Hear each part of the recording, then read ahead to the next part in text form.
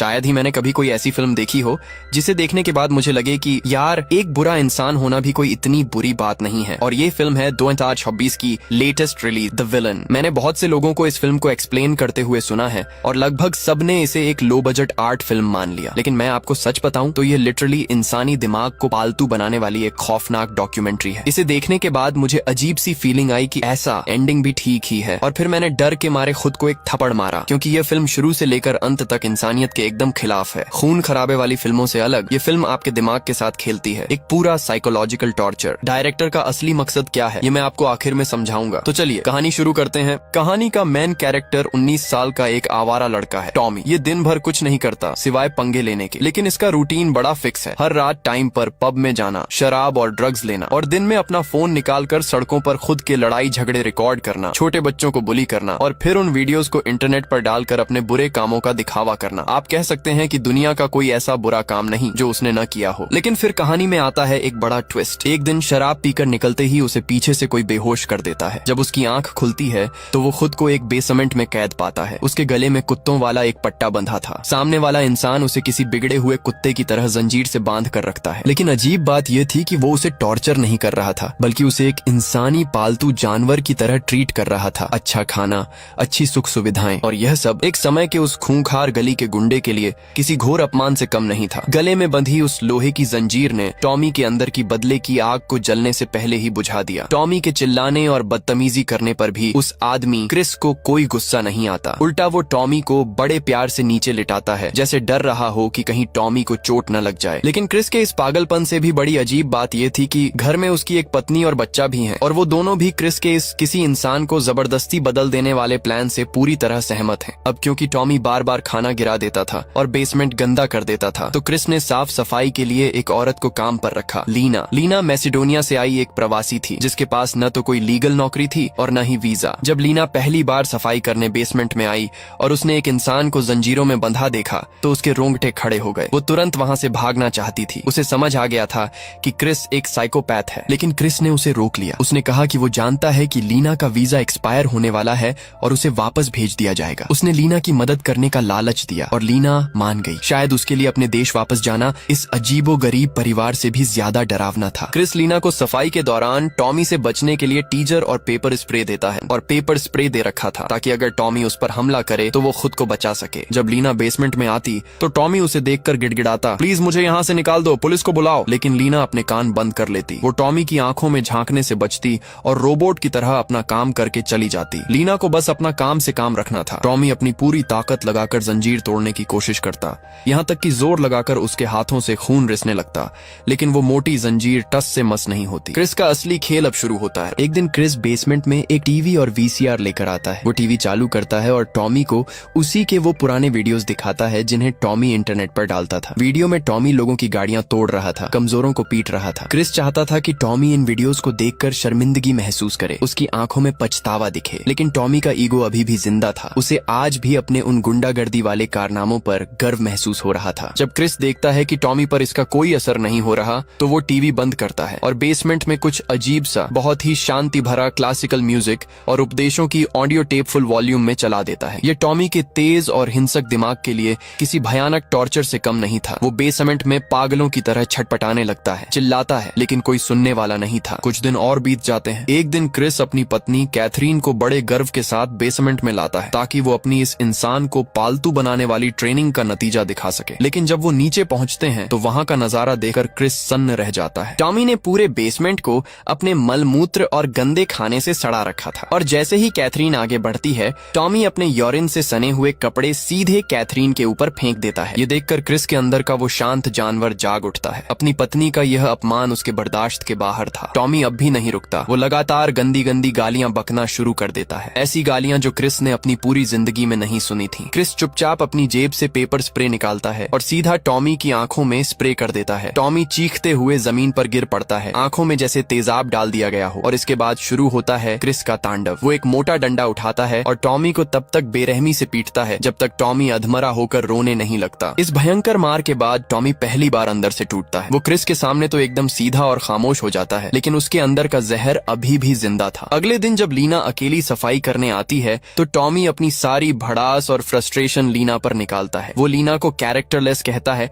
उसके वजूद पर गंदे कमेंट्स करता है और उसे एहसास दिलाता है कि वो कितनी गिरी हुई है जो चंद पैसों के लिए यह सब देख रही है। क्रिस यह सब कैमरों में देख लेता है। वो तुरंत नीचे आता है और टॉमी को लीना से माफी मांगने पर मजबूर करता है। टॉमी पहले अकड़ता है, लेकिन जैसे ही वो क्रिस की उन खूंखार ठंडी आंखों को देखता है, उसे वो डंडे वाली मार याद आ जाती है। उसका शरीर कांपने लगता है और टॉमी, जो कभी किसी के सामने नहीं झुका था, आज एक नौकरानी के सामने गिड़गिड़ाकर माफी मांगता है। टॉमी अब शांत रहने लगा था। उसे सजा के तौर पर ऊपर ले जाया जाता है और सब मिलकर एक बच्चों वाली इमोशनल फिल्म देखते हैं। टॉमी बोर होकर खुद ही बेसमेंट में वापस चला जाता है। इस बीच हमें पता चलता है कि घर में जो कुछ भी हो रहा है, उसकी असली मास्टरमाइंड क्रिस की पत्नी कैथरीन है। क्रिस तो बस अपनी पत्नी को खुश करने के लिए ये सब कर रहा है। कैथरीन बहुत ही एक्सट्रीम औरत है। एक बार जब उसने अपने बेटे जोनाह को सिगरेट पीते पकड़ा तो उसे सजा के तौर पर तब तक सिगरेट पिलाई जब तक उसे उल्टियां नहीं होने लगी। क्रिस टॉमी पर साइकोलॉजी का कैरेट एंड स्टिक रूल आजमाता है। बात मानोगे तो इनाम, नहीं तो डंडा। टॉमी को अब किताबें दी जाने लगी। टॉमी को लगा कि ये किताबें भागने में काम आ सकती हैं, इसलिए उसने पढ़ना शुरू कर दिया। इन सब चीजों का टॉमी के दिमाग पर गहरा असर हो रहा था। उसे स्टॉकहोम सिंड्रोम होने लगा था, यानी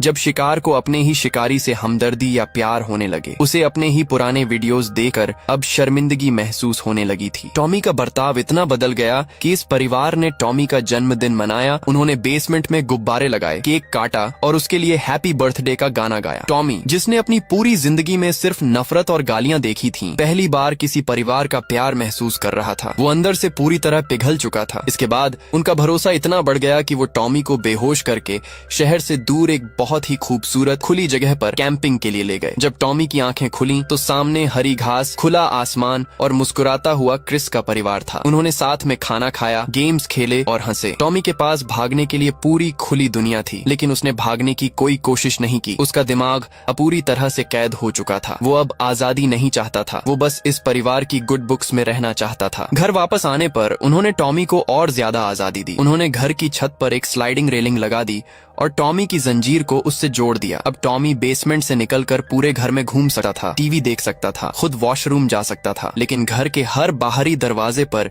एक हाई सिक्योरिटी पासवर्ड वाला ताला था, जिसका पासवर्ड सिर्फ क्रिस, कैथरीन और सफाई वाली लीना को पता था। और इस पूरे पालतूकरण का सबसे अजीब और डिस्टर्बिंग हिस्सा तब आया जब कैथरीन ने टॉमी के गले के पट्टे में एक छोटी सी घंटी बांध दी, बिल्कुल वैसे ही जैसे किसी पालतू बिल्ली या कुत्ते के गले में बांधी जाती है, ताकि वो घर में जहां भी जाए उसकी आवाज आती रहे। शुरू में टॉमी को यह अजीब लगा, लेकिन कैथरीन ने बड़े प्यार से कहा, यह घंटी हमारे बीच के भरोसे का प्रतीक है टॉमी। और टॉमी ने उस घंटी को न सिर्फ अपना लिया, बल्कि वो उस घंटी को बजाकर उनके सामने झूला झूलने लगा। उसने अपनी बेइज्जती को ही अपना प्यार मान लिया था। हालांकि टॉमी का दिमाग पूरी तरह से धुल चुका था, लेकिन उसके अंदर के आजाद इंसान का एक छोटा सा हिस्सा अभी भी कहीं गहरी नींद में जिंदा था। एक दिन टॉमी ने बहुत चालाकी से बातों बातों में क्रिस और कैथरीन के बीच एक पर्सनल मुद्दे को लेकर झगड़ा करवा दिया। जब वो दोनों एक दूसरे से उलझे हुए थे, टॉमी ने तेजी से लिविंग रूम के एक ड्रॉर से एक पेचकस निकाला और उसे पास रखे एक गमले की मिट्टी में छुपा दिया। किसी को शक नहीं हुआ। उसी दिन लीना के साथ एक बहुत बड़ा हादसा होता है। जिस बात का लीना को डर था वही हुआ। मैसिडोनिया से उसका परिवार, जो बहुत ही रूढ़िवादी और कंट्रोलिंग था, उसे ढूंढते हुए इस घर तक पहुंच जाते हैं। वो लोग लीना को जबरदस्ती वापस ले जाना चाहते थे, क्योंकि लीना अपनी मर्जी की जिंदगी जीना चाहती थी जो उन्हें मंजूर नहीं था। वो लोग घर में घुस आते हैं और हंगामा करने लगते हैं, और तभी कुछ ऐसा होता है जिसकी उम्मीद किसी को नहीं थी। टॉमी, जिसे वो लोग जानते तक नहीं थे, अचानक उन अजनबियों के सामने आकर खड़ा हो जाता है। वो इस घर को अपना घर समझकर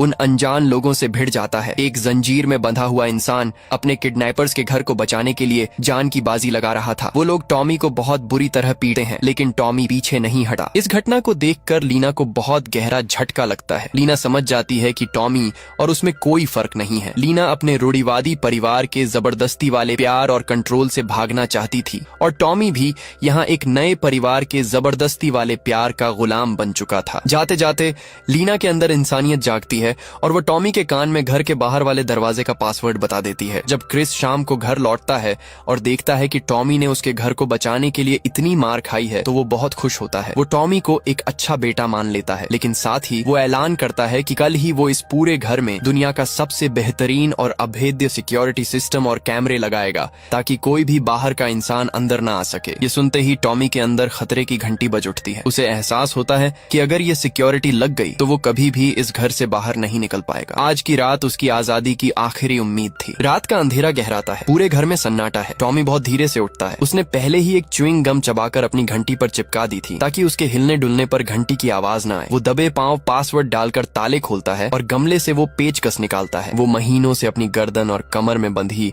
उस भारी जंजीर के पेंच को खोलने की कोशिश करता है। कई बार कोशिश करने के बाद आखिरकार क्लिक और जंजीर खुलकर जमीन पर गिरती है। महीनों बाद वो आजाद था, लेकिन जंजीर गिरने की आवाज बहुत तेज थी। ऊपर सो रहे क्रिस की नींद खुल जाती है। वो अपनी लोडेड गन लेकर दबे पांव सीढ़ियों से नीचे आता है। जैसे ही क्रिस लिविंग रूम में पहुंचता है, टॉमी अंधेरे से उस पर छलांग लगा देता है। दोनों के बीच एक जबरदस्त हाथापाई होती है और टॉमी किसी तरह क्रिस के हाथ से बंदूक छीन लेता है। अब पासा पलट चुका था। बंदूक टॉमी के हाथ में थी और क्रिस उसके निशाने पर। टॉमी कांपते हुए हाथों से बंदूक क्रिस और कैथरीन, जो अब नीचे आ चुकी थी, पर तान देता है और दरवाजा खोलने को कहता है। लेकिन यहाँ इस कहानी का सबसे डिस्टर्बिंग सीन सामने आता है। जब टॉमी उन पर बंदूक ताने हुए चिल्ला रहा होता है तो उसकी आवाज अचानक बहुत धीमी, फुसफुसाने वाली हो जाती है, क्योंकि वो नहीं चाहता था कि ऊपर कमरे में सो रहे उनके बेटे जोनाह की नींद खुल जाए। ये सीन दिखाता है कि टॉमी शारीरिक रूप से भले ही जंजीर से आजाद हो गया था, लेकिन उसका दिमाग पूरी तरह से उनका गुलाम बन चुका था। वो एक जानलेवा सिचुएशन में भी उनकी सहूलियत का ख्याल रख रहा था। कैथरीन अपनी बहुत ही मीठी, ठंडी और मैनिपुलेटिव आवाज में टॉमी से कहती है, टॉमी, तुम ये क्या कर रहे हो? तुम तो हमारे परिवार का हिस्सा हो, मुझे वो बंदूक दे दो। और टॉमी, एक 19 साल का लड़का जो आजादी के बस एक कदम दूर था, वो रोते हुए, कांपते हुए वो बंदूक कैथरीन के हाथ में सौंप देता है। कैथरीन मुस्कुराती है और घर का मेन दरवाजा खोल देती है। वो उसे आजाद कर देती है। टॉमी बाहर निकलता है। रात की ठंडी हवा उसके चेहरे से टकराती है। वो खुली सड़कों पर पागलों की तरह भागता है, आजादी की सांस लेता है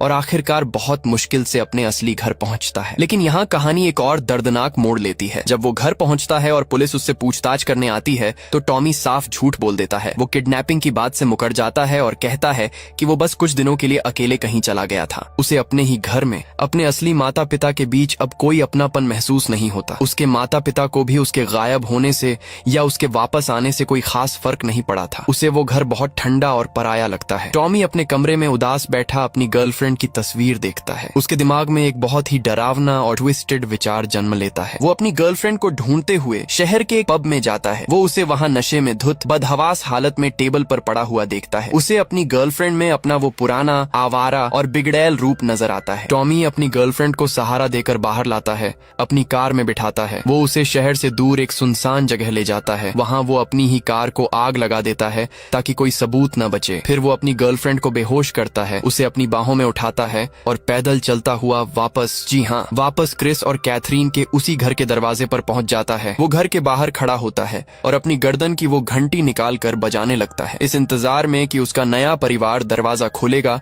और उसे वापस अपना लेगा। अब टॉमी कोई शिकार नहीं रहा, वो खुद एक शिकारी बन चुका है। जो मानसिक टॉर्चर और घुटन उसने सही थी, अब वो अपनी ही गर्लफ्रेंड को सुधारने के नाम पर उसके साथ वही सब करने वाला था। तो दोस्तों, यहाँ कहानी खत्म होती है, लेकिन एक बहुत बड़ा सवाल छोड़ जाती है। जब कोई इंसान आपको तुम्हारे भले के लिए कहकर बांधे रखे, तुमसे तुम्हारी आजादी छीन ले और तुम्हें अपने हिसाब से सोचने पर मजबूर करे, तो वो प्यार नहीं, ब्रेन वॉश होता है। जब एक इंसान पूरी तरह पालतू बन जाता है तो वो अपने दर्द को ही अपना सच मान लेता है और आखिरकार एक पीड़ित से खुद एक अत्याचारी बन जाता है। अब इस कहानी के अंत में मेरा आपसे एक बहुत ही गहरा सवाल है। आपके हिसाब से क्या चीज ज्यादा खौफनाक है? अपनों के बीच मिलने वाली एक ठंडी, बेपरवाह आजादी, या फिर एक ऐसा घर जहाँ प्यार तो है लेकिन वो प्यार एक खूबसूरत कैद है? कमेंट करके अपने विचार जरूर शेयर कीजिएगा। मिलते हैं अगली रोंगटे खड़े कर देने वाली कहानी में। तब तक के लिए सुरक्षित रहिए, आजाद रहिए।